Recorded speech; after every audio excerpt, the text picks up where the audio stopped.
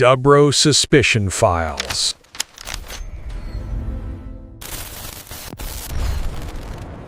(1996년 1월 6일) 한국 대중음악계의 정말 큰 별이었죠. 가수 김광석 씨가 32의 나이로 갑자기 세상을 떠났습니다. 공식적인 사인은 우울증에 의한 자살. 하지만 지난 거의 30년 동안 이 한 줄짜리 결론은 끝없는 의심과 논란에 휩싸여 왔습니다. 오늘 저희는요, 이런 온갖 감정적인 추측이나 음모론은 잠시 옆으로 밀어두려고 합니다. 오직 당신이 보내주신 이 심층 분석 보고서, 여기에만 집중해 볼 겁니다. 여기에는 법의학적 증거, 진술 분석, 그리고 아주 차가운 법적 기록만이 담겨 있습니다. 네, 맞습니다. 이 자료들의 목표는 아주 명확해요. 뭐랄까, 안개처럼 자욱한 여러 의혹들 속에서 사실과 거짓을 하나씩 채로 걸러내는 거죠. 그날 밤의 물리적 증거에서부터 시작해서요. 유일한 목격자였던 부인 서혜순 씨의 말이 어떻게 계속 바뀌었는지, 또 모두가 그토록 찾던 그의 일기장에는 대체 어떤 비밀이 있었는지, 그리고 정말 충격적이었던 10년 동안이나 세상에 알려지지 않았던 딸의 죽음까지 사건의 모든 층위를 정말 현미경으로 들여다보듯이 파헤쳐 볼 겁니다. 아마 당신이 이 사건에 대해 품었던 많은 질문들, 그 답을 찾아가는 시간이 될 거라고 생각합니다. 좋습니다. 그럼 가장 근본적인 질문부터 시작해보죠. 자살이냐, 타살이냐? 모든 의혹의 출발점이자 이 사건의 핵심은 결국 그의 시신에 남은 흔적, 바로 사큰이라고 불리는 줄자국입니다. 타살을 주장하는 쪽에서는 늘 그랬거든요. 목 전체를 수평으로 감은 자국이 있었다. 이건 전형적인 타살의 증거다. 이렇게요. 이 분석 보고서에 따르면 그게 사실인가요? 결론부터 말씀드리면 그 주장은 부검 결과와는 완전히 다릅니다. 자료에 따르면요, 실제 사크는 목 앞부분에 집중되어 있고 목 뒤쪽으로 가면서는 자국이 희미해지다가 끊어지는 형태, 즉 불완전 사큰이었습니다. 이게 굉장히 중요한 포인트인데요. 불완전 사큰이요. 그게 왜 그렇게 중요한가요? 법의학에서는 목맨 방식을 크게 두 가지로 보거든요. 스스로 목을 매서 자기 체중으로 눌리는 걸 의사라고 하고요. 누군가 뒤에서 줄로 목을 조르는 걸 교사라고 합니다. 만약 교사, 즉 타살이라면 줄이 목 전체를 거의 수평으로 빈틈없이 감싸는 그런 완전 사큰이 남는 게 일반적이에요. 하지만 김광석 씨 경우처럼 목 앞쪽에만 V자 형태로 강한 자국이 남고 뒤는 끊어져 있는 건 계단 난간 같은 곳에 줄을 걸고 스스로 목을 맨 의사의 가장 전형적인 특징이라는 거죠. 알겠습니다. 그러니까 목의 자국 형태만 보면 자살의 특징에 더 가깝다. 이 말씀이시군요. 근데 상식적으로 생각해보면 사람이 스스로 목숨을 끊으려고 해도 마지막 순간에는 본능적으로 저항을 하지 않나요? 몸부림을 쳤다거나 하는 흔적, 소위 말하는 방어흔은 그건 전혀 없었습니까? 네, 아주 좋은 지적이십니다. 타살이라면 당연히 따라와야 할 증거가 바로 그 방어흔이죠. 하지만 부검 결과 목 주변에 긁힌 상처나 손톱 자국 같은 저항의 흔적은 전혀 발견되지 않았습니다. 심지어 손톱 밑에서 제3자의 피부 조직이나 DNA 같은 것도 나오지 않았고요. 이 자료는 명확히 지적합니다. 의식이 멀쩡한 건장한 성인 남성을 저항 흔적 하나 없이 제압해서 살해하는 건 약물이라도 쓰지 않는 이상 거의 불가능한 시나리오라고요. 물론 약물 검사 결과도 음성이었습니다. 잠깐만요. 거기서 바로 아내 서혜순 씨의 초기 주장이 떠오르네요. 김광석 씨가 당시에 만취 상태였다고 했잖아요. 술에 너무 취해서 저항할 힘조차 없었을 가능성. 이건 없는 건가요? 바로 그 지점이 이 자료에서 찾아낸 가장 흥미로운 사실 중 하나입니다.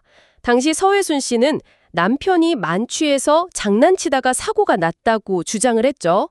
그런데 부검 결과 확인된 김광석 씨의 혈중 알코올 농도는 0.09%였습니다. 네, 0.09%요. 그 정도면 운전면허 정지 수준 아닌가요?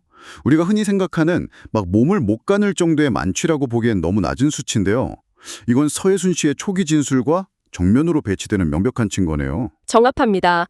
맥주 한두 세 병 정도 마셨을 때 나오는 수치로 약간 취한 상태는 맞지만 의식을 잃거나 저항 불능에 빠질 정도는 결코 아니라는 거죠. 이 0.09%라는 숫자는 단순히 그가 술을 얼마나 마셨냐 이걸 알려주는 걸 넘어서요. 사건의 유일한 목격자인 서회순 씨 진술의 신빙성을 처음부터 뒤흔드는 아주 중요한 단서가 되는 겁니다. 자, 그런 정리를 좀 해보죠.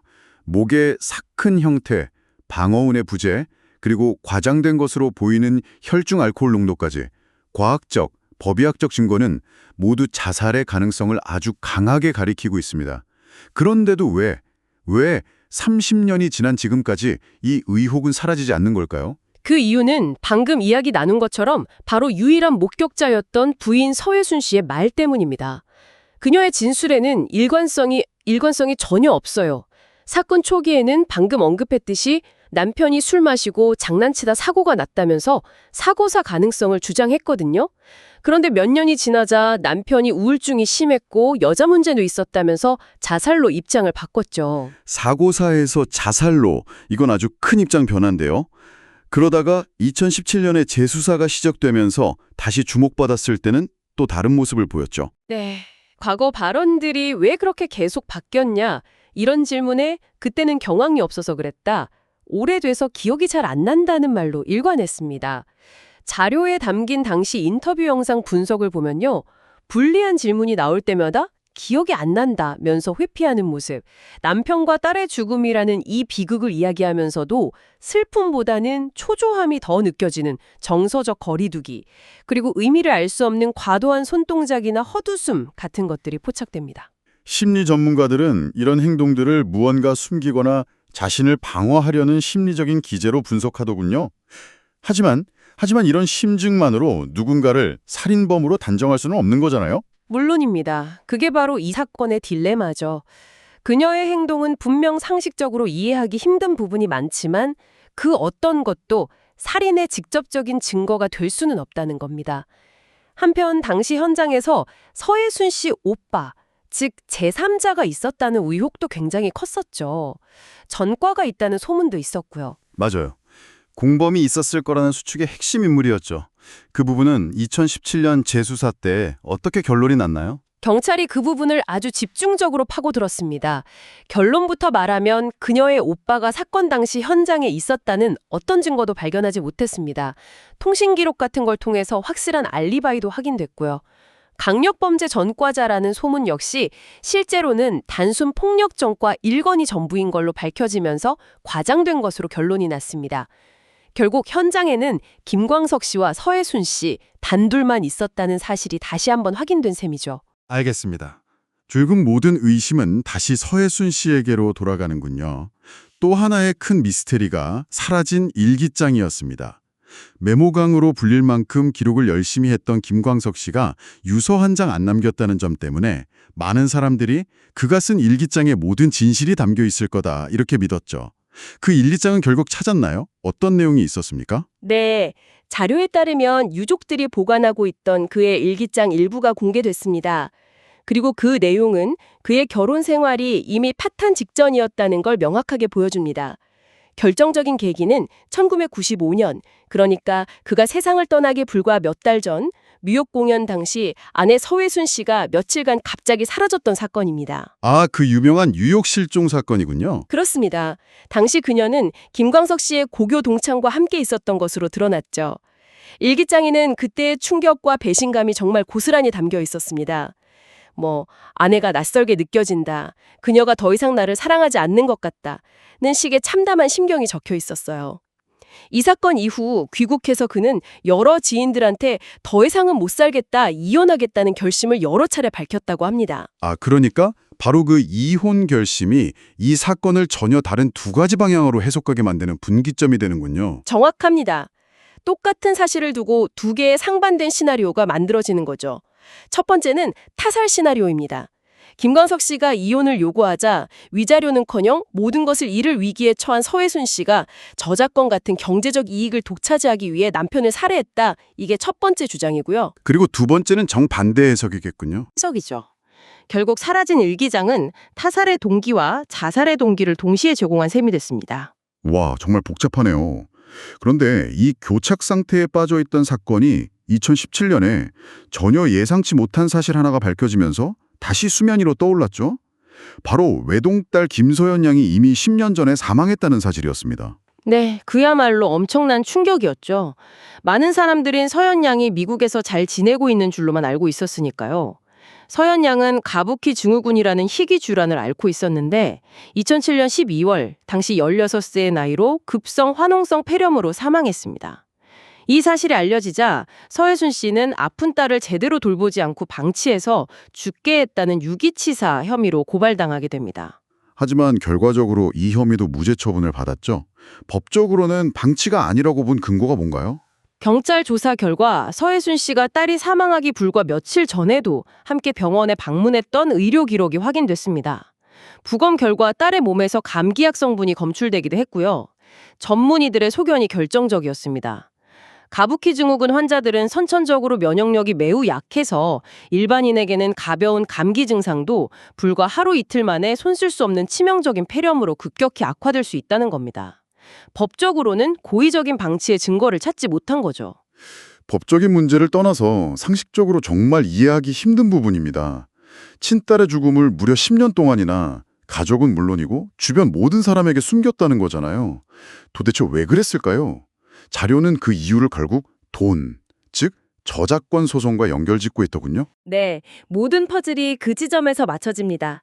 김광석 씨 사후 그의 막대한 음악 저작권은 민법에 따라서 유일한 직계 비속인 딸 서연 양에게 상속되었습니다. 그리고 서혜순 씨는 그 저작권의 권리를 주장하는 시댁, 즉 김광석 씨의 부모님과 아주 오랫동안 지리한 소송을 벌이고 있었죠. 아, 여기서 시점이 정말 중요해지는군요. 딸 서연 양이 사망한 건 2007년 12월. 그리고 시댁과의 저작권 소송에 대한 대법원의 최종 판결이 나온 건 2008년이었습니다.